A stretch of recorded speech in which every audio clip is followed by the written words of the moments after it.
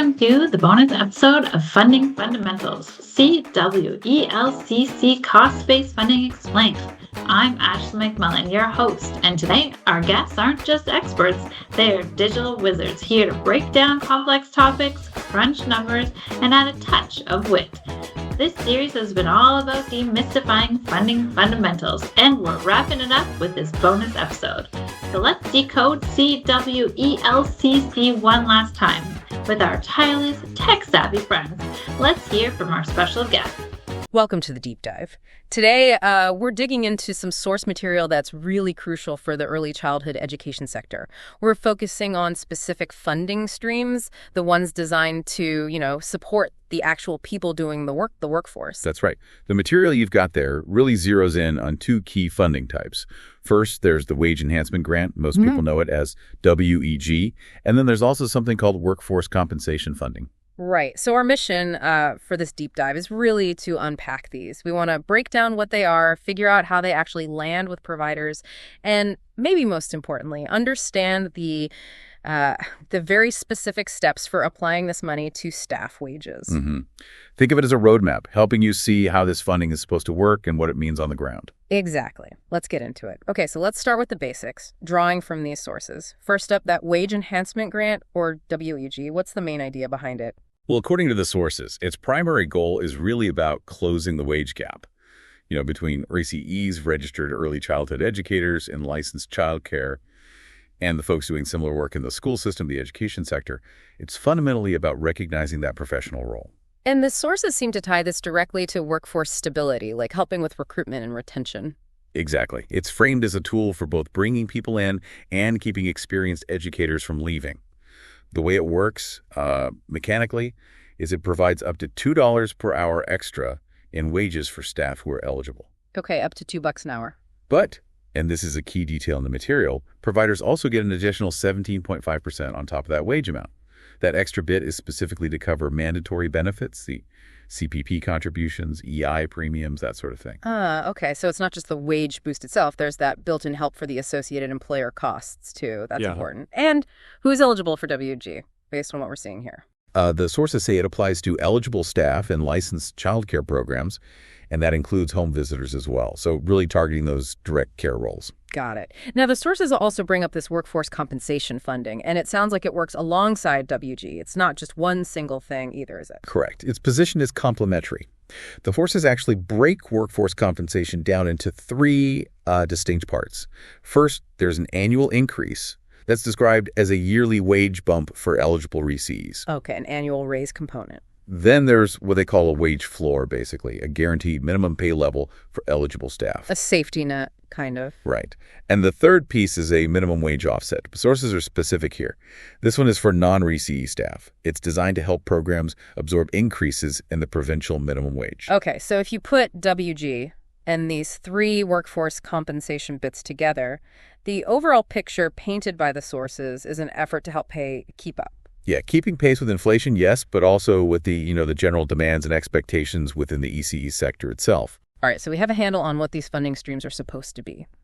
Now let's dig into how they actually flow down. How do they get from government to providers and then to staff?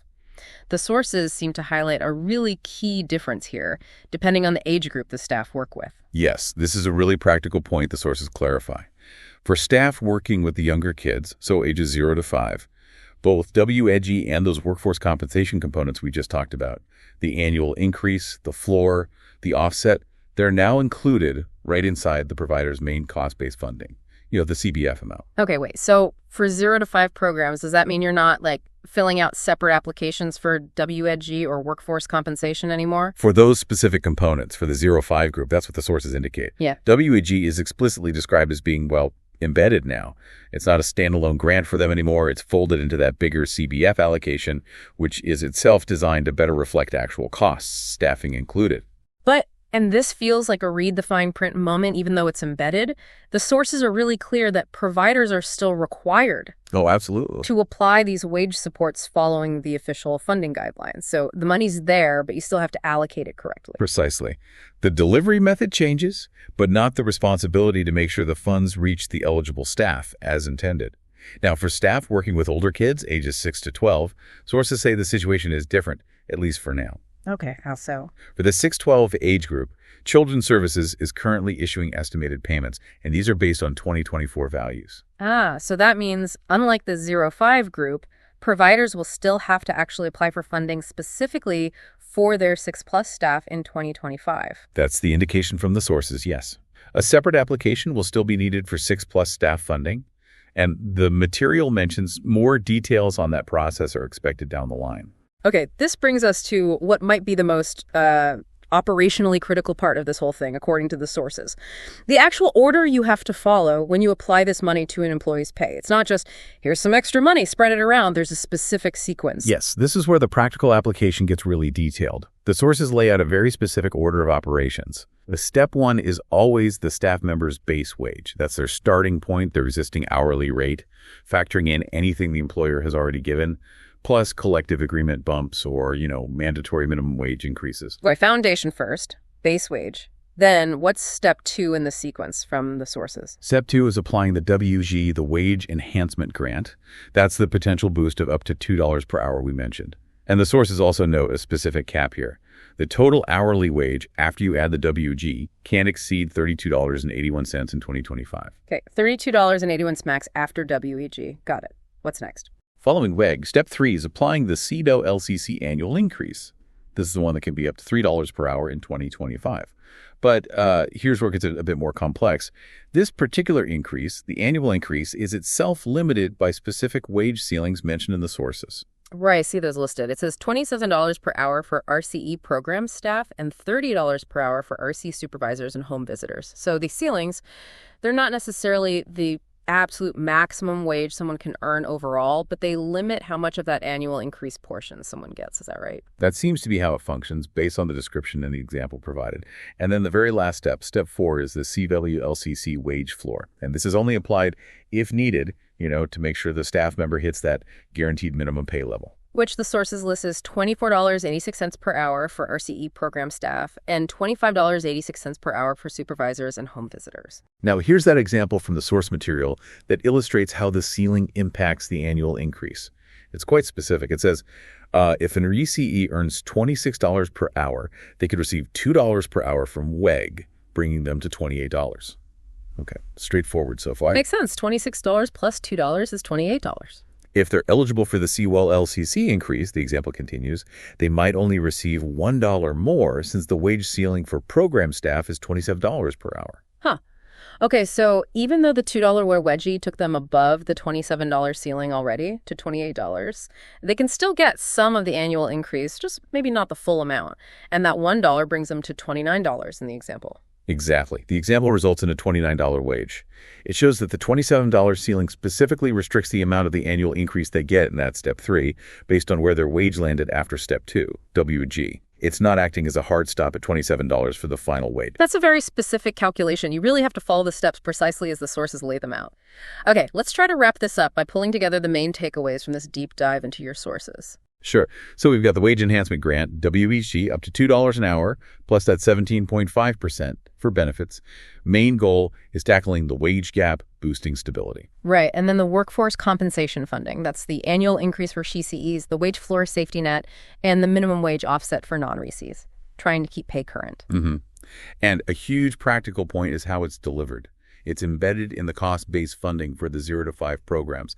That makes receiving the funds simpler, maybe, but you still have that obligation to apply it correctly according to the rules. Whereas for the 6 to 12 programs, it's still a separate application process for now, based on those estimated 2024 payments. And maybe the biggest operational takeaway. You absolutely have to follow that specific 4-step order of operations when calculating pay. Base wage, then WG, then annual increase, watching those ceilings, then wage floor if needed. The sources also point out something important.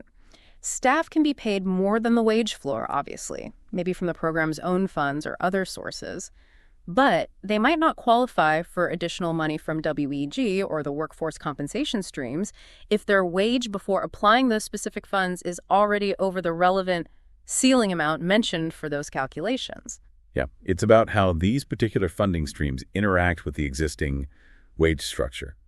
And finally, for you as a provider, Even with WD being part of the CBF for the younger age group, the sources stress you've still got to document how you applied these wage supports.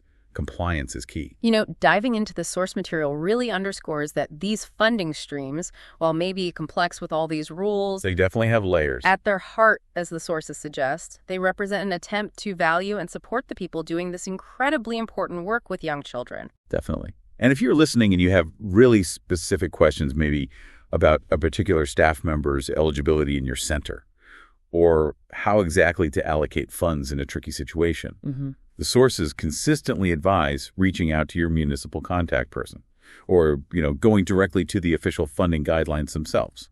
Those are your best bets for definitive answers. That's a wrap for this limited series of Funding Fundamentals, CWELCC Explained. I hope you found these discussions insightful. If you have questions, thoughts, or topics you'd like us to explore, feel free to reach out. I'm Ashley McMullen, and thanks for listening.